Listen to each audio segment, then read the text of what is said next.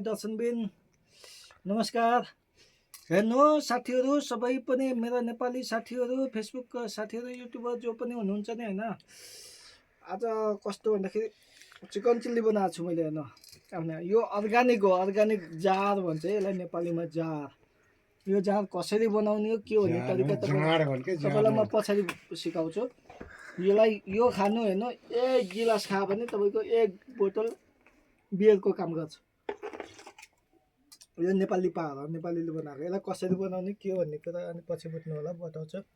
Chicken chilli त बनाएर test गर्छु म है, दामी रहेछ एकदम। हेर्नु आफ्नै हातले बनाएको यो चिकन चिल्ली बनाएर खाँदैछु।